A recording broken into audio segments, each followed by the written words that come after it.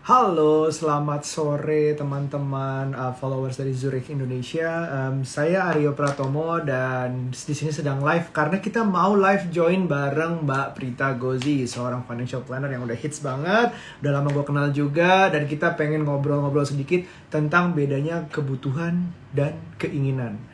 Tolong wave dulu, kabarin kalau suara saya jelas atau kurang jelas. Nanti tinggal dikabarin aja.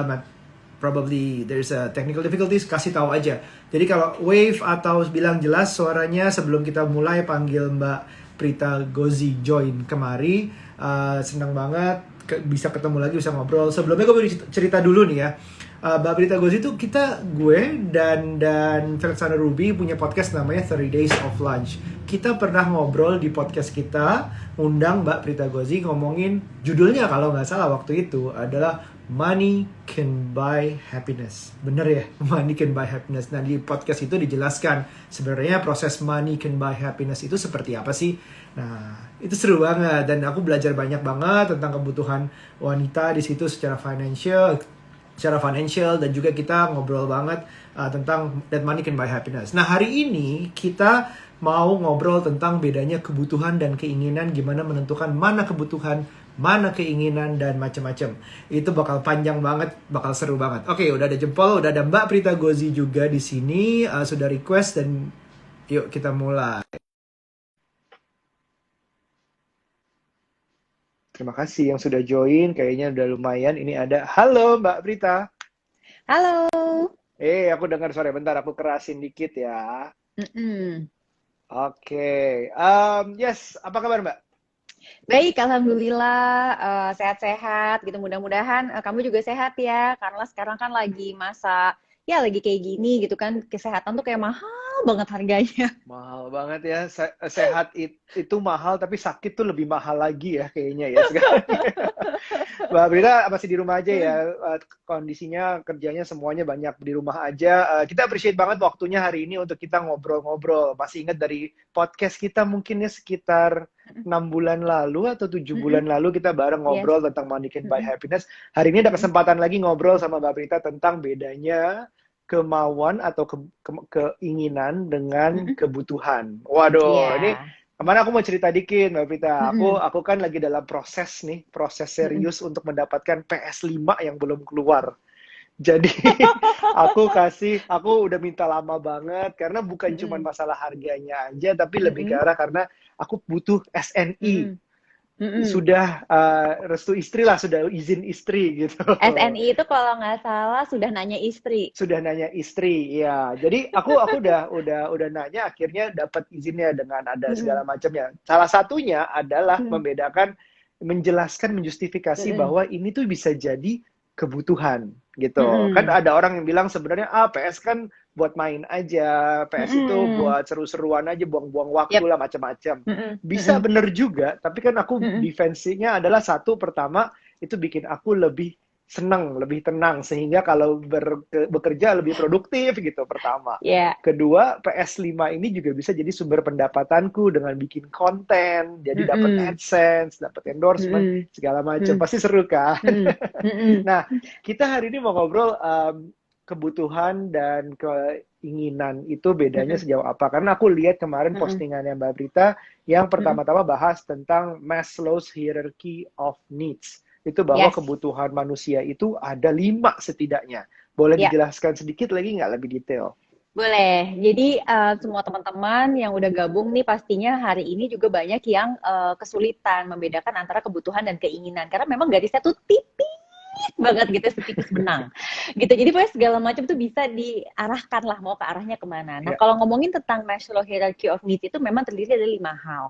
Yang paling dasar itu adalah kebutuhan dasar manusia untuk fisiknya. Jadi istilahnya tuh fisiologisnya tuh seperti apa sih? Misalnya kita butuh makan, kita butuh minum, kita butuh tempat ya, tinggal, kita butuh pakaian. Jadi hal-hal seperti betul. itu memang istilahnya tuh kalau orang-orang Indonesia kenalnya kebutuhan primer katanya. Jadi Iya, kebutuhan dasar manusia gitu kan.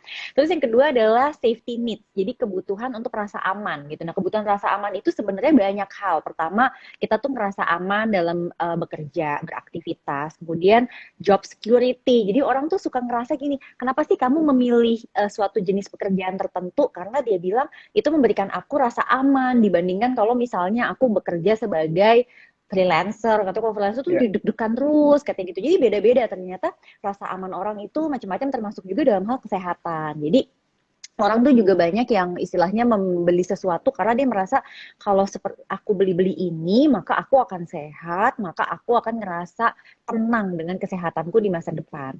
Lalu yang Oke. ketiga itu sense of love and belonging. Jadi orang tuh butuh Wow. tuh rasanya tuh kayak memang orang tuh punya kebutuhan untuk dicintai kan gitu Ya. kan.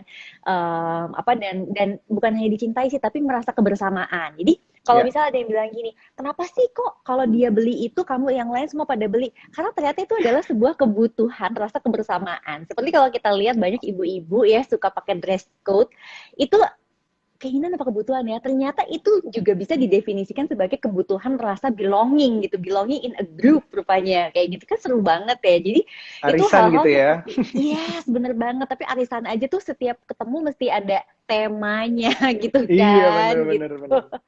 Nah, itu sense of belonging. Terus di atasnya lagi tuh esteem. Esteem tuh kayak rasa buat percaya diri dia sendiri. Nah, yang menariknya itu salah satu kebutuhan esteem itu adalah dia butuh merasa bebas. Jadi salah satunya itu Oke. adalah bebas misalnya aku pengen dong me time aja gitu. Aku butuh me time nih nonton misalnya. Aku kan suka banget drakor ya sekarang belakangan ini nih Oh gara-gara gitu. lagi pandemi. Oke. Jadi banyak orang tidak bisa memahami alasan itu, tetapi aku kayaknya ngerasa butuh itu gitu loh. Maksudnya aku butuh untuk bisa sendiri, nggak diganggu nonton Captain Ri gitu kan Heeh. misalnya. Ya udah, pokoknya itu adalah kebutuhan untuk esteem aku. Nah, yang paling atas itu adalah self actualization. Di sini tuh Oke. orang tuh butuh untuk dia tuh butuh untuk apa ya istilah memberikan yang terbaik untuk dirinya dia. Nah kalau tadi tuh ngomongin kebutuhan Aryo untuk PS5 itu kayaknya sebenarnya ada di esteem yaitu your freedom of choice untuk Iya. melakukan hal yang kamu sukai.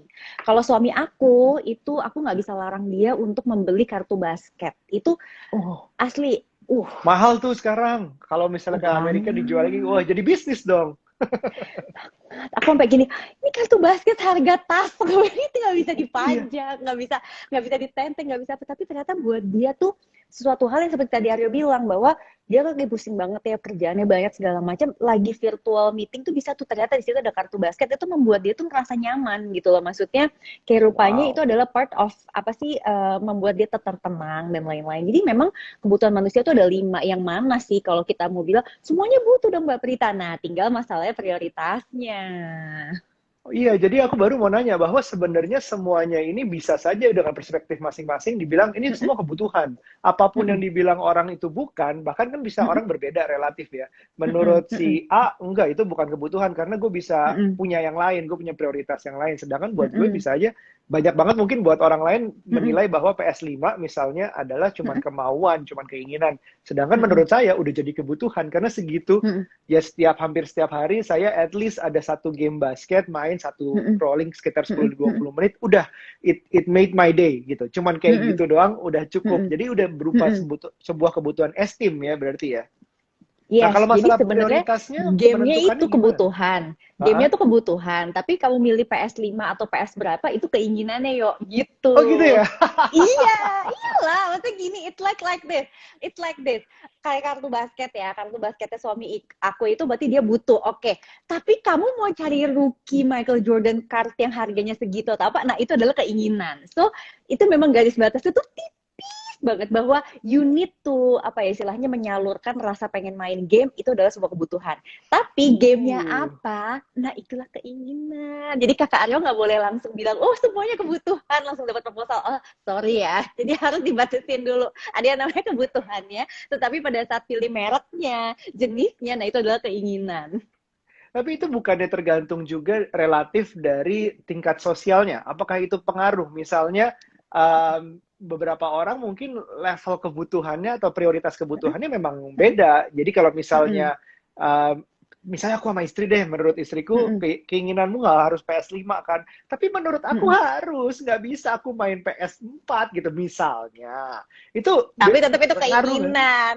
Oh itu keinginan ya? Aduh, Nuca nggak nonton kan nih ya istri. Iya, terus oke, kita lanjutkan. Jadi memang berdasarkan prioritasnya, mana yang kebutuhan, Yes, mana yang benar. keinginan. Nah, sekarang ada yang Mm-mm. namanya kalau kewajiban, berdasarkan posting itu, Mm-mm. kewajiban itu posisinya di mana? Di paling depan. Jadi gini, orang kan biasanya selalu pada saat ini kan selalu battle-nya itu pada saat dia punya penghasilan, gimana sih dia mengalokasikan pengeluaran-pengeluarannya. Nah, orang tuh biasanya cuma pusing antara kebutuhan dan keinginan. Padahal sebelum kebutuhan dan keinginan ada yang namanya kewajiban. Kewajiban itu Oke. artinya apa? Kalau seseorang punya penghasilan 10 nih misalnya, yuk, dia Mm-mm. punya kewajiban 2, sebenarnya dia bisa alokasiin cuma 8 karena yang duanya tuh udah keiket gitu loh. Jadi orang tuh banyak suka lupa itu. Jadi mereka akhirnya Oke. cuma kebutuhan keinginan. Gimana nih memanage? Padahal tahunya dia cicilannya banyak gitu loh. Jadi pada saat cicilannya banyak, rupanya dari penghasilan yang 10, 5-nya udah habis buat bayar cicilan. Akibatnya yang dia bisa kelola hanya 5. Nah dari 5 itu ya jadi makin pusing lagi kan mengatur antara Iya. kebutuhan dan keinginan. Nah kewajiban itulah yang sebenarnya harus kita tata terlebih dahulu. Pada saat kita punya kewajiban, maka kita harus menyadari bahwa itu sudah pasti hilang, itu sudah pasti kita harus keluarkan. Contoh kewajiban itu pasti ada akarnya. Jadi misalnya gini, kalau kita punya cicilan, pasti ada pinjamannya. Kalau kita bayar uang sekolah anak tuh kewajiban, ya pasti ada anaknya. Kira-kira tuh gitu. Jadi Iya. sesuatu itu pasti ada sebabnya, maka itulah timbul kewajiban. So, pada saat kita memang menyadari bahwa ada sebabnya, maka kita juga harus mau mengalokasikan kewajiban tersebut. Nah, disitulah kita tuh harus bijak pada saat mengalokasikan di antara semua pengeluaran ini. Kalau kita punya kewajiban, sebisa mungkin kewajiban mungkin hanya memakan sekitar 30% dari penghasilan Ah, kita gitu. oke. Kalau bagaimana membedakan, tadi kan kebutuhan dengan keinginan, dan Mm-mm. membedakan lagi dengan kewajiban tuh seperti apa? Apakah ini masalah perspektif dan prioritas tadi? Atau misalnya aku beli PS5-nya nyicil dan harus dibayar tiap bulan, itu jadi kewajiban bukan? Nah itu gimana cara Iya. menentukan masuk kemana? Oke, benar. Jadi itu yang menjadi masalah banyak orang tuh, yo. Jadi pada saat misalnya kayak kemarin nih, aku ditanya sama teman wartawan, Mbak Prita fenomena cicilan sepeda lipat gitu. Aku bilang, Nah ya itu, kenapa harus nyicil sepeda lipat ya kan sederhananya kayak gitu. Kalau iya. memang belum punya uangnya naik aja sepeda apa aja, kenapa mesti yang itu gitu loh. Dia masih ngotot, aku bilang ya tetap itu cicilan dan merupakan cicilan yang disebabkan oleh gaya hidup, tetapi akibat dia nyicil menjadi suatu kewajiban.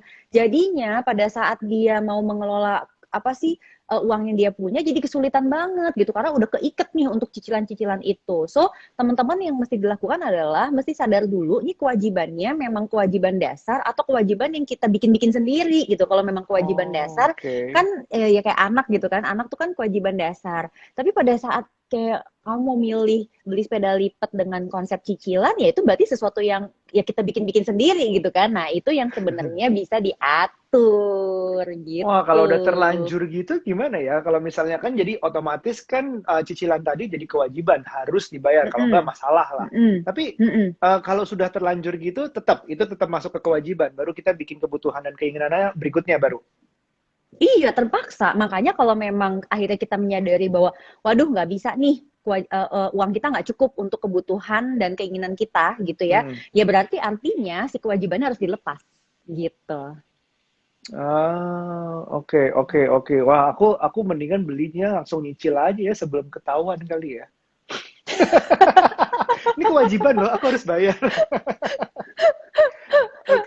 Nah, itu kan kadang itu kan jadi kan kita pertama sudah membedakan berdasarkan Mm-mm. tadi Maslow's hierarchy, terus abis itu kita Mm-mm. membedakan ini aku sedikit recap juga bahwa Mm-mm. ada yang sebelum kebutuhan dan keinginan, Mm-mm. ada itu namanya Mm-mm. kewajiban. Kewajiban Yes. itu seperti yang paling sering dibahas misalnya Mm-mm. hutang, misalnya anak, kasih makan Mm-mm. anak segala macam. Mm-mm. Mm-mm. Nah, kita balik lagi kalau disambungkan ke kebutuhan dan keinginan, misalnya ngasih makan anak, ngasih rumah anak, ngasih makannya apa, rumahnya di mana, sebesar apa, dan misalnya bajunya semahal apa, itu balik ke keinginan berarti ya. Bener, bener banget, Nah, bener kadang-kadang banget. kalau kita ngomongin anak itu yang suka susah nih, ini demi anak, Mm-mm. itu kayaknya udah yang terbaik deh pendidikan, misalnya maunya Mm-mm. yang terbaik, Pak Libi bisa Mm-mm. saja jadinya ngutang. Rumah maunya yang Mm-mm. besar karena anakku udah banyak Mm-mm. nih harus lari-lari. Mm-mm. Jadi Mm-mm. rumahnya besar di daerah yang mungkin juga cukup mahal. Nah Yap. itu gimana caranya kita balik lagi menentukan, ini kan kayak bermain emosi ya. Karena Mm-mm. misalnya sebenarnya self actualization juga ada, esteem ada Mm-mm. untuk menentukan Mm-mm. prioritas gue tuh di mana? Apakah gue di mahal, Mm-mm. di segi setengah mahal atau Mm-mm. murah? Itu gimana ya cara kita demi jangka waktu yang lebih panjang Mm-mm. membedakan kebutuhan dan keinginan, bilangnya itu gimana gitu? Nah, itu makanya pentingnya ada rencana keuangan. Karena pada saat kita punya Ah, rencana keuangan, di situ kan kita akan dipaksa nih untuk melihat, oke, dalam jangka pendek apa aja sih tujuan-tujuan yang kepingin aku capai. Dalam jangka menengah apa aja. Dalam jangka panjang apa saja. Nah, aku kan sering cerita ya di Instagram ya, aku juga tuh, yo. Jadi misalnya kayak gini, contoh banget nih. Tahun lalu aku dapat kesempatan pergi ke New York gitu kan. Kalau dibilang, Prita bisa nggak sih pergi ke New York di awal-awal umur 30-an? Ya mungkin bisa-bisa aja gitu. ya, Tetapi karena aku punya rencana keuangan, maka di situ aku paham nih prioritas apa nih yang aku harus penuhi terlebih dahulu. Jadi pada oke, saat uangnya ada, aku memilih untuk mengalokasikan ke prioritas yang memang lebih sifatnya kebutuhan. Waktu itu contoh yang paling mudah adalah naik haji. Naik haji itu kan juga ah, biayanya mahal sekali ya. Jadi pada saat aku misalnya ada pemasukannya gitu, alih-alih aku misalnya langsung pergi ke New York, aku pilih untuk bayar haji, kira-kira gitu, karena udah ada rencana keuangannya. Nah, teman-teman, dengan adanya rencana keuangan, kita tuh pasti akan mampu nih untuk memilah mana duluan sih yang memang harus kita penuhi gitu. Nah, oke, aku biasanya pakai konsep namanya living, saving, playing yuk biar gampang. Jadi living, kalau saving, playing, living, yes, living itu pada dasarnya adalah pengeluaran-pengeluaran yang memang akan kita lakukan supaya kita tuh bisa bertahan hidup. Nah, kemudian kalau saving itu adalah pengeluaran-pengeluaran yang memang kita gunakan, kita alokasikan untuk berbagai hal yang kita inginkan di masa depan. Contohnya, kita pengen sesuatu, kita bisa nabung dulu. Kita untuk masa depan, kita investasi. Lalu misalnya kita mau menjaga dari hal yang tak terduga, maka kita menabung untuk dana darurat dan kita mengeluarkan dana untuk premi asuransi untuk proteksinya. Lalu yang oke, bagian ketiga namanya playing. Nah, playing ini sebenarnya adalah porsi di mana kita bisa memenuhi berbagai keinginan-keinginan kita itu. oke, Prinsipnya, teman-teman, pada saat kita punya rencana keuangan, maka kita kan akan paham nih prioritas-prioritas apa dulu sih, pencapaian apa dulu sih yang memang kita utamakan. Nah, pada saat kita mau mengalokasikan playingnya berapa banyak, kalau teman-teman misalnya masih banyak banget yang sifatnya tuh lebih kebutuhan dasar lah, misalnya belum punya rumah atau misalnya belum apalah yang lebih utama-utama dana pendidikan anak yang memang suatu kewajiban buat orang tua, ya berarti memang larinya ke situ dulu. Nanti kalau misalnya masing-masing udah checklist udah mulai bebas nih kan, makanya aku juga mm, waktu itu bikin posting tentang kemerdekaan finansial. Merdeka itu kan sebenarnya cuma step by step aja, itu bukan belum bebas gitu, tapi paling enggak kita udah independen nih dalam satu poin tuh kita independen. Nah, makin lama nanti porsi untuk kita bisa playingnya tuh jadi lebih gede gitu loh ya, karena dia udah memenuhi nih banyak hal yang memang kebutuhan-kebutuhan dasarnya itu gitu loh. Jadi dengan bantuan rencana keuangan, asik banget. Waktu nonton tuh, mohon maaf lahir batin ya, itu ada pertanyaan Mbak Prita beli tanah masuk kebutuhan atau keinginan. Nah, jadi maaf ya nggak bisa tuh ya PS5, sorry banget, sorry banget. Saya aduh. nggak bisa atur siapa jadi nonton hari ini soalnya. Ini konteks buat yang penonton, uh, apa namanya, itu yang baru saja komen adalah istri saya, Ibu Nucha Bahri. Itu dia bertanya beli tanah termasuk kebutuhan apa keinginan. Itu juga itu juga bisa jadi keinginan ya Mbak ya, kalau dibedakan contoh kasus tadi, beli tanahnya di mana, sebesar apa, berdasarkan kebutuhan kita, berdasarkan pendapatan kita kan juga bisa jadi, oh ini yang keinginan kalau misalnya itu out of our reach gitu. Tapi ternyata kalau misalnya memang untuk investasi, bisa dijustifikasi dengan pendapatan. Nah, itu mungkin berarti bisa jadi kebutuhan. Yes, betul banget. Bener, bener, bener Ah, banget. Jadi sebenarnya aku juga makanya bilang kan bahwa sah-sah aja kok kita punya keinginan gitu selama memang kita sudah bisa memenuhi hal-hal yang menjadi kewajiban kita utama, kebutuhan dasar kita juga terpenuhi, kemudian memang alokasi untuk pengeluarannya kita bisa atur, ya udah silahkan aja. Jadi aku juga diemin aja suami aku beli kartu basket gitu loh, karena yang hmm, penting tidak tidak mengganggu dana pendidikan anak-anakku, dana darurat nggak ganggu, kemudian kami juga sudah punya rumah gitu kan, terus prioritas-prioritas yang utama juga sudah terpenuhi, ya sudahlah, dia mau beli kartu basket ya serah-serah aja lah daripada beli yang lain, aku pikir gitu. Oke, iya menarik sih memang karena sebenarnya kalau beli tanah MM-an PS 5 10 juta harusnya nggak ngaruh ya gitu sih. Aku masih balik ke situ. Tetap ya insist gitu. Nah, Usahanya terus boleh juga. tadi bahas sedikit tentang financial planning, bahwa Mm-mm. banyak sekali ini yang menurutku memang financial planners atau financial planning sendiri tanpa financial planner pun Mm-mm. itu penting banget. Salah satunya untuk membedakan kebutuhan dan keinginan ini. Itu juga untuk jangka Mm-mm. pendek, jangka menengah, sama jangka jauh. Ya, Misalnya jangka itu untuk panjang. living, jangka Mm-mm. panjang, living, saving, atau playing tadi gitu. Mm-mm. Nah, Mm-mm. aku tuh belajar banget dengan financial planner itu juga kita bisa justru belajar banyak hal, bukan cuman kayak demi kepentingan kita karena harusnya kan ilmu financial planningnya itu yang penting ya. Mm-mm. Iya. Misalnya udah pakai jasa financial planner tapi kita cuman kayak udah serahin aja semuanya, Mm-mm. terserah aku tapi tetap nggak dapet ilmunya, kan sayang sekali. Jadi kalau kita Iya. misalnya dana darurat, aku belajar banget di saat pandemi ini dana darurat tuh Mm-mm. bermainnya tuh besar banget pengaruhnya, karena Iya. kita nggak tahu sampai Mm-mm. sekarang kita udah jalan berapa nih, 7 bulan kali ya, dan Iya. belum Mm-mm. ada kejelasan kapan everything akankah kembali normal. Dan sekarang jadi Mm-mm. kepake nih, dana darurat Mm-mm. itu kepake semua. Jadi yang namanya kebutuhan keinginan, wah itu terlalu kita fokus dulu gimana caranya semua yang justru kebutuhan dulu, Mm-mm. makan dulu Mm-mm. tetap ada, pekerjaan Mm-mm. tetap punya atau segala macam. Mm-mm. Nah itu kan Mm-mm. kadang-kadang kita juga jadi maksud saya kebutuhan keinginan dan financial planning itu relatif juga dengan apa yang terjadi di sekitar kita. Jadi Ya.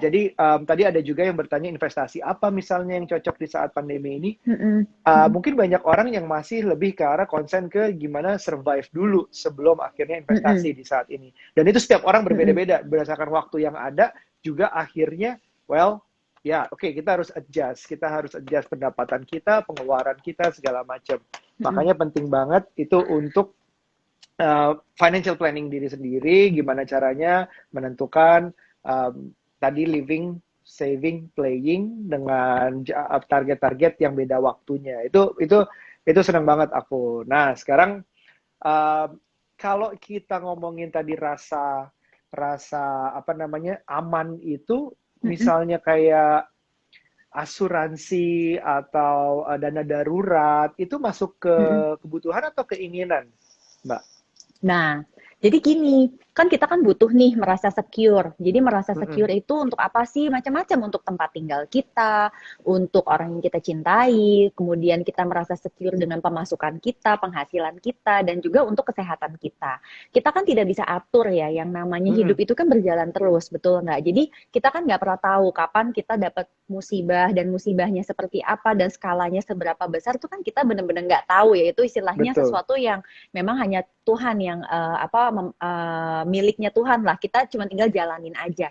Tapi kamu Oke. bayangin gak sih kalau misalnya kita harus menjalankan berbagai hal itu tanpa adanya bantuan, kan pasti jadi susah banget gitu ya. Jadi bayangkan Betul. kalau kita mengalami musibah terus kita kerepotan juga untuk menjalankan ujian-ujian tersebut. Nah, ujian-ujian itu akan lebih mudah dijalankan kalau kita dibantu secara finansial, yaitu dengan dana darurat dan juga proteksi. Nah, ada bedanya Aryo, konsep dana darurat Ya. dengan proteksi yang teman-teman perlu Oke. tahu. Kalau dana darurat itu, dia tuh memang dananya tuh sudah dicadangkan. Jadi memang dia tuh bukan tabungan gitu. Lucu Ya. banget. Ini Jadi ada dia bukan maaf ya, tabungan. ada teman kecil di sini. Ya benar banget. Jadi itu adalah bagian dari kewajiban ya, gitu. Jadi, nah itu pengeluaran kewajiban nanti tuh. Jadi kalau misalnya kita bicara tentang dana darurat, maka dana darurat itu nanti dia akan apa ya, kita pakai kalau Mm-mm. kondisi yang tak terduga tuh terjadi, tapi langsung bisa kita pakai. Cuman pahami dong teman-teman bahwa kan dana darurat juga ada batasannya. Jadi kan kita udah kumpulin nih misalnya dana darurat sekian. Ya kalau misalnya kita Ya. nggak bisa isi karena lagi masa pandemi begini, otomatis lama-lama dia tergerus terus kan. Nah sekarang coba bayangkan kalau misalnya kondisinya itu adalah suatu kejadian yang sifatnya tuh benar-benar membutuhkan uang yang besar gitu ya. Contohnya Oke. sakit gitu. Nah Ah, aku terus terang juga ngalamin nih di masa pandemi ini, yaitu memang beberapa waktu lalu tuh ibu aku sakit gitu dan sekarang memang masih harus mengalami pengobatan dan sakitnya itu tuh bener-bener dadak gitu loh. Ketahuan karena adanya medical check up. Jadi sebelumnya tuh nggak ketahuan bahwa ibu aku tuh sakit gitu kan. Nah, bayangkan kalau kita nggak siap dengan waktu itu adalah proteksi.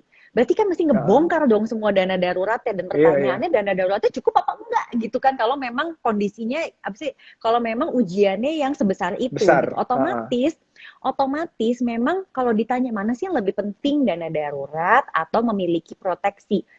Jawabannya dua-duanya sama penting. Kenapa? Karena dana darurat fungsinya itu adalah dia ada dana cadangan, kemudian kita terjadi kondisi yang nggak kita duga, nah kita cepet tuh punya pengganti cash. Sedangkan kalau proteksi itu dia akan memproteksi terhadap suatu resiko yang kita tuh nggak apa ya kita nggak pengen resikonya terjadi tapi kalau sampai terjadi biasanya sih dia butuh dana yang besar banget gitu loh yang mana kalau kita hanya mengandalkan dana darurat ya cepet habisnya lah itu dana darurat makanya ada ah. proteksi. Nah proteksi itu banyak, mungkin teman-teman kan kenalnya beda-beda. Ada yang namanya Iya. proteksi untuk jiwa, ada yang proteksi untuk kesehatan. Nah, itulah kenapa pentingnya kita sekarang menyadari nih bahwa even di masa pandemi aja, yang namanya ujian-ujian kehidupan tuh tetap berjalan gitu. Iya.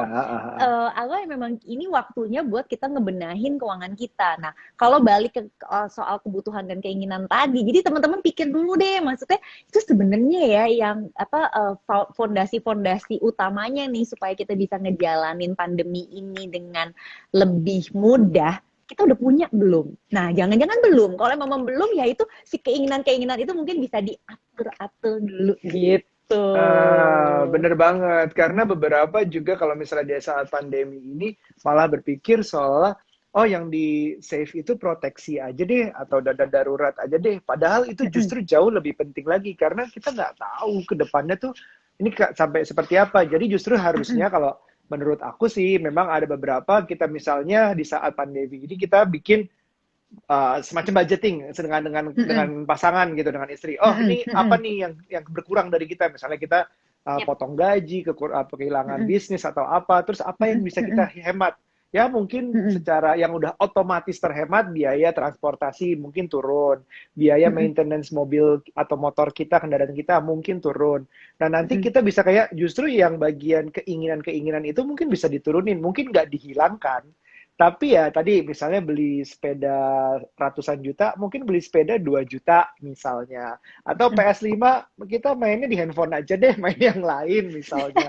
Yang kayak Jadi gitu sekarang mau kayak mainnya gitu. di handphone aja ya. Ya mainnya di handphone aja karena handphone udah punya, ya udah kita main di situ aja. Jadi maksudnya sayang sekali kalau buat beberapa orang yang berpikir bahwa kalau proteksi dana darurat itu dihemat aja dulu deh di saat pandemi gitu. Itu kan sayang banget padahal itu kan yang tetap harus kita lakukan, kita hemat untuk kita tetap keluarkan untuk sesuatu yang benar-benar unexpected banget, beda banget posisinya di Yep. sini gitu. Bener nggak? Correct me if I'm wrong. Bener. Jadi memang kalau aku recap lagi ya teman-teman di masa pandemi kayak begini nih alokasi budgeting kita boleh tetap living, saving, playing. Mungkin untuk living gitu kan karena pemasukannya juga ada yang berkurang teman-teman ya udah kita coba deh atur-atur gimana nih biaya hidup kita yang memang bisa kita kendalikan banget gitu kan. Di sini momen untuk kita decluttering lah. Decluttering gak cuma lemari pakaian tetapi juga misal langganan-langganan yang emang kita nggak pakai lah gitu kan. Iya, benar, Yang benar. mungkin sebenarnya apa sih dulu nice to have tapi kalau sekarang ya mungkin bisa dipilih-pilih dulu lah gitu terus misalnya hal-hal lain yang sebenarnya mana sih lebih utama terus misalnya kayak tenaga apa yang kerja di rumah kita dan lain-lain itu juga bisa kita atur. Nah untuk saving ini yang aku minta banget untuk jangan dikurangi gitu ya. Saving ini kan tadi porsinya ada sebenarnya ada 4 hal yaitu saving untuk dana darurat, Ya, kemudian kita alokasikan untuk pembayaran premi asuransi, ya, kemudian kita nabung untuk tujuan-tujuan yang kita tetap pengen inginkan dan kita tetap investasi. Bahwa nanti akan ada penyesuaian pastilah, tetapi jangan sampai dihilangkan. Nah, ya. playingnya ini nih sebenarnya yang harusnya diatur. Aku nggak bilang bahwa Mbak terus nggak boleh playing, ya janganlah kita kan manusia kita tetap harus apa sih menyalurkan karena itu kan bagian dari Benar. si Kebutuhan. hierarchy of needs tadi juga Iya, memang hierarchy of ada. needs, Cuman benar. yang diatur itu adalah jenis gitu loh. Jadi kayak misalnya Ah, nih, tiba-tiba sekarang lagi rajin olahraga gitu kan. Ya oke, nah tergantung kita lihat nih alokasi budget kita adanya berapa. Itu kan nanti menentukan apanya sih. Oh, merek pakaian olahraga apa nih yang bisa kita beli. Terus udah gitu seberapa banyak sih kita mau punya variasi baju olahraga. Matnya kayak apa, mau beli mat yang warna apa, yang kayak gitu-gitu gitu. Seperti misalnya tanaman gitu kan ya. Tanaman seperti apa yang kita mau beli gitu kan ya? saya kena Apakah lagi memang nih. kenapa? Aku nggak tahu loh. Nggak apa-apa. Jadi tanaman itu kan sebenarnya bagus untuk pemandangan, untuk kesehatan, untuk penyerapan segala macam. Tapi Mm-mm. yang namanya tanaman atau tumbuhan harusnya kan tumbuh, dibiarkan tumbuh, bukan beli terus. Kalau aku kayak aku dibilangin gitu malah, oh biar cepet ya udah beli aja nih. Oke, lebih beli. Tapi bukan bagian ngerawatnya tuh sampai sampai ada yang aku lupain. Ah, mati Mm-mm. lagi, beli lagi deh. Harusnya kan kayak gitu Mm. ya. Namanya tumbuhan ya. Iya, benar banget. Jadi di situ tuh sebenarnya memang apa ya istilahnya kedewasaan kita untuk bisa memilah nih mana sih sebenarnya yang dari playing itu bisa kita atur gitu. Wah, ini ada yang komen katanya tanaman adalah dosaku sekarang. Iya banyak banget karena kita di rumah tuh ngelihatnya pengen aduh saking sering di rumahnya jadi rumah diapain Mm-mm. lagi ya bagusin apa ya awalnya Mm-mm. decluttering tapi begitu ada Mm-mm. decluttering barang-barang udah kosong udah dijual kayaknya Mm-mm. ada budget untuk beli tanaman nih ada budget untuk beli Mm-mm. furniture baru nih atau bikin Mm-mm. ruang kerja karena work from home jadi Mm-mm. pengeluaran-pengeluaran malah tambah I'm guilty juga dalam hal itu gitu tapi aku mau cerita dikit dalam Mm-mm. keadaan pandemi ini kemarin tuh Mm-mm. kita kan khawatir kena COVID jadi aku Mm-mm. sempat keluar 2 hari untuk kerjaan, terpaksa banget abis udah lama nggak keluar. Terus abis itu pulang demam. Kan langsung Oke. deg-degan, demam tuh bawa ke Mm-mm. anak. Jadi uh, ternyata aku setelah 3 hari demam udah aman di swab, di rapid, Mm-mm. itu ternyata adalah demam berdarah malah. Demam berdarah Oh, dengue dan oke. tifus. Jadi Mm-mm. kita kayak melupakan fogging, melupakan bagian Mm-mm. lainnya karena terlalu concern ke itu. Dan itu Mm-mm. keluar lagi. Aku 3 hari 5 hari itu nggak bisa terima Mm-mm. kerjaan akibat karena aku kan Mm-mm. freelance jadi akibatnya Mm-mm. income-nya turun harus ada yang Mm-mm. ditolak kerjaannya terus udah gitu Mm-mm. untuk ngetes darah setiap berapa hari untuk Mm-mm. minum makan sehat tuh Mm-mm. jadi Mm-mm. pengeluaran tambah lagi makanya kadang-kadang Mm-mm. proteksi ini apalagi yang kalau tiba-tiba harus ke rumah sakit harus Mm-mm. tindakan itu kalau Mm-mm. sampai nggak ada itu tiba-tiba tuh bisa drop banget sih menurutku kalau misalnya nggak diteruskan proteksinya itu setuju nggak Setuju banget. Kan aku juga tadi ngalamin kan untuk kasusnya ibuku gitu. orang iya Jadi orang tua memang itu bener-bener kerasa banget gitu. Tiba-tiba ya jeret gitu ketemu dokter. Terus, oke, minggu depan tindakan. Gini-gini. Hah, kita cuma tapi bayangin ya, jadi itu kan mengalami sakitnya aja juga udah nggak mudah gitu. Jadi nah, bayangkan kalau udah kita ngalamin sakitnya nggak mudah, terus masih pusing lagi nyari duitnya gitu. Makanya itulah iya kenapa pentingnya harus ada dana darurat dan proteksi. Dan aku selalu bilang orang begini, ah mbak rugi mbak gitu kan. Misalnya aku udah keluarin nih, kalau dana darurat sih orang biasanya jarang lah ngerasa rugi. Karena mereka ngerasa kayak, oh ya aku naruh 10, di situ tetap ada 10 gitu. Tapi orang tuh sering ngerasa rugi, asuransi tuh begini. Misalnya proteksi itu adalah aku bayar premi nih 10 gitu kan ya. Terus ya sehat nih. Gak apa namanya gak klaim gitu atau enggak ya sampai umur segini buang suami duit dong. masih iya maksudnya suami masih hidup buang duit deh aku sampai bengong gitu kan ya maksudnya yang bener kamu kan itu sebetulnya kita tidak mengharapkan resikonya terjadi tapi kalau Iya, sampai resikonya terjadi kita nggak pusing jadi mindsetnya tuh memang harus dirubah banget gitu mindsetnya terhadap proteksi itu harus dirubah bahwa proteksi itu tuh bukan ditujukan buat nabung dia tuh memang memprotek hidup kita supaya kita tuh punya sense of security so mm-mm. kalau balik lagi ke hierarchy of Maslow sebenarnya pembelian proteksi itu adalah salah satu upaya kita untuk menjaga Iya, rasa secure kita dalam hidup kita. So kalau iya. ditanya ya dengan tema kita hari ini proteksi itu kebutuhan atau keinginan, ya sebenarnya jawabannya udah jelas semua Mm-mm. kebutuhan gitu. Jadi kalau aku ngelihat apa itu duit hilang apa enggak kalau misalnya kita nggak sakit itu adalah duit uang uang security gitu kayak kita bayar Yes. uang uang kita punya satpam atau punya uang siskamling atau apa kalau nggak Mm-mm. kejadian Mm-mm. apa kita rugi tapi kan rasanya kan ya sama kayak seolah-olah misalnya ternyata ya itu kita bayar tiap bulan untuk rutin walaupun nggak pernah kejadian amin-amin Mm-mm. nggak ada yang maling Mm-mm. atau apa gitu sama aja Mm-mm. proteksi sistemnya kan seperti itu kan Yep, nah ini juga benar. aku juga mau membedakan bahwa kalau aku melihat asuransi atau proteksi itu adalah biasanya spesifik mau apa, Mm-mm. mau Mm-mm. hidup, mau penyakit, mau macam-macam Mm-mm. lah. Tapi Yep. kalau dana darurat aku bedakan everything that the protection doesn't cover gitu. Yep. Misalnya kita kehilangan handphone yang butuh buat kerja, laptop, atau kita Mm-mm. ketinggalan Mm-mm. pesawat, atau kita tiba-tiba kehilangan pekerjaan. Nah, itu baru tuh. Itu Mm-mm. kan nggak ada proteksinya lah. Baru kita Iya. pakai dana darurat. Mungkin simpelnya Mm-mm. membedakan seperti itu. Nah, ini Yep, ada juga betul. tadi yang nanya, yang butuh ini butuh didiskusikan sedikit. Ada yang namanya saving itu arisan.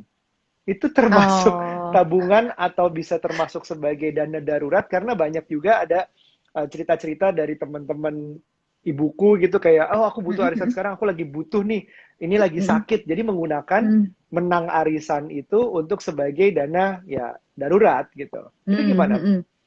Oke, jadi memang menarik nih kalau ngomongin arisan tuh memang ada sejarahnya. Jadi kalau sejarah Mm-mm. arisan zaman dulu banget, awalnya nih yang aku temukan, itu ternyata memang konsep arisan itu saling tolong menolong. Jadi kita Mm-mm. tuh kayak masukin uang tiap bulan, terus siapa sih yang boleh narik di bulan itu, siapapun yang memang lagi butuh banget gitu loh. Jadi Oke. memang konsep arisan zaman awal tuh begitu. Jadi bukan kocokan sebenarnya, tapi kan masuk ke Indonesia jadinya kocokan tuh. Jadi kayak siapa ya yang dapat ya, siapa yang dapat ya, kan jadi kayak gitu kan. Iya, Nah, iya, iya, pada iya. saat konsepnya adalah kocokan, maka itu tidak bisa tuh dibilang bahwa itu sebagai apa sih namanya kayak bala bantuan lah gitu. Karena ya udah siapapun yang dapat yang namanya keluar.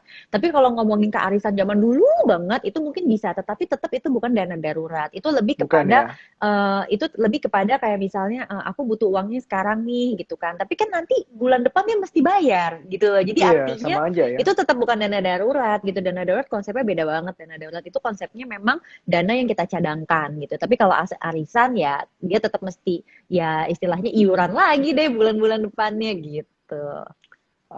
Oke, oke, oke. Nah, sekarang kita pengen ngobrolin sesudah ada proteksi, ada dana darurat, bagian investasi. Mm-mm. Jadi investasi apalagi ya di masa pandemi ini mungkin juga lebih dikesampingkan lagi daripada Mm-mm. proteksi dan dana darurat. Karena Mm-mm. dipikirnya investasi nanti ya nanti dulu deh, kita banyak yang lebih penting, prioritasnya agak Mm-mm. turun terus. Mm-mm. Nah, Mm-mm. investasi itu posisinya di mana sekarang ini? Apakah itu jadi kebutuhan atau keinginan atau kewajiban mungkin? Mhm, mhm. Jadi investasi itu kan sebenarnya hanya sebuah strategi, Aryo. Jadi misalnya kayak Ya, kamu mau kemana sih gitu? Aku mau ke Bogor, Mbak. Oke, berarti kamu mau naik apa gitu kan? Naik mobil, naik oke. motor, naik kereta. Jadi investasi itu adalah pilihan naik mobil, motor atau kereta. Artinya selama tujuannya masih ada di depan situ, ya investasi tetap penting banget. Contoh, Ya. pandemi nggak pandemi, anakku tetap harus sekolah karena anakku yang satu udah masuk SMP, yang satu masuk SMA. So, untuk Prita ya namanya berinvestasi untuk dana pendidikan anak ya tetap wajib gitu loh. Karena Ya. ya anakku tetap sekolah gitu kan. Itu Mm-mm. contoh. Ya, teman-teman juga pasti masing-masing mengalami atau misalnya memiliki tujuan yang berbeda-beda. Ada yang tujuannya mungkin untuk sekolah anak. Ada yang tujuannya mungkin untuk kemarin tuh banyak banget kalau di Instagram aku tuh bilang memang pengen naik haji. Kira rata-rata di tempat aku tuh pada pengen naik haji, yang nggak tahu kenapa para kakak jilbaban kali yang nggak ngerti juga gitu. Tapi Bisa jadi. banyak banget yang ngomong kayak gitu. Terus banyak juga yang bilang pengen punya uang muka beli rumah gitu. Jadi oh sama tuh juga tanah ya, kayak Bu Nucha tuh bolak-balik ngomongin tanah mulu gitu kan gitu ya. Jadi itu merupakan suatu istilahnya tujuan seseorang gitu. Yang mana kita nggak bisa bilang bahwa aneh banget sih kamu tujuannya itu, nggak bisa, karena Iya, iya. tiap orang itu pasti punya ini beda-beda. Nah, otomatis pada saat tujuannya itu untuk jangka panjang, teman-teman kita tetap butuh berinvestasi gitu. Yang mana kita memang bukan nabung tetapi kita invest. Nah, bedanya apa sih nabung dan investasi? Kalau nabung konsepnya itu uangnya tuh nggak apa ya, istilahnya kita tuh nggak deg-degan uangnya bakal jadi berapa, bisa jadi lebih besar, bisa jadi lebih kecil, tuh kita nggak deg-degan. Ya. Karena kalau nabung itu konsepnya ya udah kita masukin uang berapa ya kita tahu bahwa di titik tertentu kita bisa dapetin segitu, itu namanya nabung. Sedangkan kalau investasi itu bisa jadi kita masukinnya 10 terus dia menjadi Lebih. 15 atau dia jadi 18 atau cuma 12 atau bahkan Ya. malah pada titik tertentu 9, bisa-bisa aja gitu Iya, namanya betul, betul. investasi. Jadi investasi yang lebih fluktuatif ya, berubahnya berapa itu tergantung investasinya apa. Kalau tabungan Iya, itu yang ya tetap aja anggapannya walaupun ada bunganya, ya itu nggak dihitung lah, nggak, nggak nggak, terlalu kecil lah. Tujuannya adalah untuk disimpan dulu untuk dipakai sehari-hari atau kapan dalam yes. waktu dekat gitu. Kalau investasi Mm-mm. biasanya disesuaikan misalnya dengan tujuannya, misalnya ada sekolah anak tadi, ada naik haji, ada beli Mm-mm. tanah, ada apapun itu orang beda-beda. Nah terus akhirnya Mm-mm. ya dipakainya ya tinggal pilih yang mana, mau seperti agresif atau profil resikonya seperti apa, itu Mm-mm. beda-beda banget setiap orang gitu, Ya, betul ya? Nah, bener aku mau banget. sambil sambil mau jawab-jawab nih pertanyaan karena kita Mm-mm. kalau nggak salah sekitar 10 menitan lagi. Kira-kira kita Mm-mm. tadi ini udah nanya ikut arisan udah dijawab ya kira-kira ya. Mm-mm. Terus Mm-mm. bentar, sebentar. Oh, arisan ternyata pertanyaannya banyak. Kayaknya banyak ibu-ibu yang ikut nih sekarang. Iya nih, ini kalau misalnya, nah ini mungkin agak mungkin personal nih, tapi banyak juga kita Mm-mm. sebagai generation sandwich Mm-mm. yang masih Mm-mm. ngasih rutin ke orang tua kita sambil Mm-mm. membiayai kehidupan anak-anak dan kebutuhan diri sendiri. Jadi tiga, Mm-mm. tiga lapis tuh yang dibayar. Nah itu jatuhnya kemana? Kewajiban, Mm-mm. kebutuhan, atau keinginan? Nah, Mbak Rika Dwinanda rutin ngasih ke orang tua itu adalah sebuah keinginan. Tetapi pada saat kita memang gini, kalau kita nggak kasih orang tua nggak bisa hidup, maka itu menjadi sebuah kewajiban. Karena itu jadi kayak Ah, tanggungan kita juga, gitu kan. Jadi orang tua jadi tanggungan kita. Tapi kalau tadi kan dia pembahasakannya adalah aku kasihnya fluktuatif nih. Berarti itu adalah sebenarnya dia butuh untuk bisa memberikan kepada orang tuanya. Berarti itu adalah kebutuhan dalam arti si hierarki itu love and belonging, tetapi oh ya betul. jumlahnya itu keinginannya dia. Dan benar-benar bisa dibicarakan tergantung misalnya pokoknya kalau sandwich generation ini cukup cukup cukup rumit ya, maksudnya tergantung Ya, saudaranya seperti apa, keadaannya seperti apa. Kadang-kadang orang tua ada yang toksik juga, tapi kadang-kadang anak-anak juga ada durhaka atau dibilang durhaka, jadi kayak pokoknya very very personal dalam hal kayak gini kan. Tapi ya again benar. seperti dibilang Mbak Rita tadi bahwa uh, jumlahnya berapa itu bisa jadi antara keinginan dan kebutuhan kalau fluktuatif. Kalau orang tua sudah desperately needed, nggak bisa hidup kalau tanpa bantuan kita, itu udah jadi kewajiban bahkan ya. Benar Jadi banget, benar sangat banget. relatif gitu. Yap, Itu betul. ngerasain banget sih kita semua banyak banget di generation sandwich ini. Ya. Mungkin satu lagi um, kalau ada uang lebih ini baiknya untuk lunasin KPR atau investasi. Berarti kayaknya aku coba jawab mungkin lebih ke kewajiban dulu ya diberesin ya. Betul gitu. Jadi Uh, kalau misalnya kita masih punya KPR, KPR itu kan sebenarnya cicilan yang sifatnya kewajiban nih. Kalau misalnya ada kewajiban. uang lebih, sebisa mungkin sih kita lunasin kewajiban. Tetapi bukan berarti hanya lunasin kewajiban tapi tidak ada investasi ya. Tapi mungkin porsinya itu bisa di lebih besar di kewajibannya. Karena gini sih ya, em, teorinya sebenarnya ada, tetapi aku sendiri mengalaminya gitu. Jadi aku nggak percaya tadinya, tetapi ternyata bener. Pada Ya, saat kewajiban besar kita itu hilang, yaitu kan rata-rata kalau kewajiban besar orang tuh cicilan rumah ya, itu iya. bener loh. Rupanya kita tuh bener-bener langsung free cash flow-nya tuh gede banget, sehingga kita langsung bisa istilahnya boost up our investment. Tapi bukan berarti pada saat kita cicil itu kita jadi nggak berinvestasi. Jadi tetap aja sih walaupun sedikit, tetapi Iya. habitnya tetap dibangun. Jadi itu kayak ada rasa secara psikologis ya pada saat kita bahwa wow this is free cash flow. Kita tuh kayak ngelihat bahwa kita biasanya cuma segini nih investnya. Kita tuh jadi rasanya tuh pengen memboost up gitu loh. Itu emang ada dorongan psikologis yang I cannot explain, tetapi ternyata kalau dialami baru ketahuan dan itu memang sesuai dengan teori yang aku baca gitu. Dan pada Iya. saat kita udah semakin cepat banyak punya free cash flow, teman-teman rupanya berbagai kebutuhan-kebutuhan masa depan. Maka tapi syaratnya harus punya rencana keuangan ya. Iya. Berbagai-berbagai kebutuhan yang ada di rencana keuangan kita itu satu demi satu tuh rupanya tiba-tiba loh kok tercapai, loh kok tercapai yang kita tuh nggak duga-duga gitu Ah, sebelumnya. iya. Nah, itu kalau misalnya kayak tiba-tiba tiba-tiba kita dapat uang banyak, terus harus lunasin KPR, terus KPR lunas tuh kayak misalnya contohnya mungkin analoginya, orang kalau berhenti ngerokok, apa berarti dia hemat dari uang rokoknya? Kadang-kadang ngerasa dengan, wah gue udah nggak ngerokok nih, gue beli yang lain jajan taunya makin gemuk, itu juga bisa gitu. Jadi di saat kita dapat uang kayak gitu, secara yang gradual itu juga penting. Misalnya investasinya jangan tiba-tiba naik banyak, mungkin secara pelan-pelan sedikit, terus ada playingnya juga naik. Jadi sesuatu yang nggak kaget itu bisa membantu mungkin. Nah, aku mau recap hari ini. Kita udah jam 16.44 sekarang. Jadi kayak kita tadi ngomongin kebutuhan lawan keinginan. Jadi berdasarkan konten Instagramnya Mbak Prita, ada namanya Maslow's Hierarchy of Needs, ada 5, bisa dibaca di situ. Lalu kita juga jangan lupa, selain kebutuhan dan keinginan, ada juga namanya kewajiban. Porsinya berapa, seperti banyaknya seperti apa yang termasuk itu sangat-sangat benar tergantung ke pribadi atau personal masing-masing atau keluarga masing-masing dengan pasangannya, itu ditentukan sendiri. Keinginan juga bisa, misalnya makanan, itu sebenarnya awalnya kebutuhan bisa berubah menjadi keinginan kalau misalnya levelnya, harganya, porsinya, atau di mana makannya itu juga jadi bisa keinginan. Nah, itu yang kita pelajari hari ini. Pentingnya adalah punya financial planning, entah itu dengan financial planner atau belajar lebih banyak tentang financial planning sendiri, ada jangka waktunya. Terus tadi Mbak Prita juga bilang tentang living, saving, dan playing. Itu persentasenya berapa, lagi-lagi balik ke masing-masing.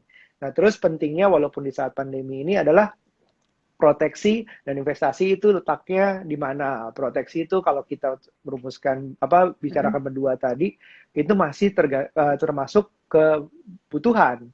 Walaupun keadaan ini, tapi ya kalau mau disesuaikan ya tergantung masing-masing lagi gitu. Dan terakhir, investasi juga masih penting di saat-saat ini dengan porsi masing-masing yang juga bisa disesuaikan. Nah, ya di saat investasinya harus tetap ada, playingnya mungkin yang disesuaikan, bukan dihilangkan, tapi disesuaikan. Mbak Prita mungkin mau menambahkan kalau aku ada yang kurang? Ya, jadi sebenarnya tadi udah dibilang bener banget. Yang penting teman-teman di masa pandemi seperti ini yang namanya punya perencanaan keuangan itu jadi super penting. Dengan perencanaan keuangan kita terbantu untuk mengatur skala prioritas. Pada saat kita mengatur skala prioritas, kita membuat budgeting dengan konsep living, saving, playing. Jadi semuanya kebagian, nanti tolong diatur aja alokasinya. Jangan lupa di bagian saving itu ada untuk dana darurat, beli premi asuransi, menabung dan berinvestasi. Kenapa? Karena kehidupan kita terus berjalan meskipun di masa pandemi. Wow, bagus sekali. Terima kasih Mbak Prita atas waktunya. Terima kasih buat semua yang sudah menonton, lumayan 300-400-an terus berjalan. Follow terus Zurich ID ini dan juga follow Mbak Prita Gozi. Kalau mau follow saya itu option terakhir, itu merupakan sebuah keinginan saja. Kalau kamu dua, yang pertama itu kebutuhan. Dan terus simak konten-konten kita berikutnya. Jangan lupa kalau udah siap ngobrol tentang financial planning ini, kita insya Allah ke depannya bisa lebih teratur, bisa membedakan kebutuhan dan keinginan. Benar ya? Yes, benar. Oke, Mbak Prita, terima kasih. Selamat sore. Sampai ketemu lagi mungkin. Bye-bye semuanya. Bye.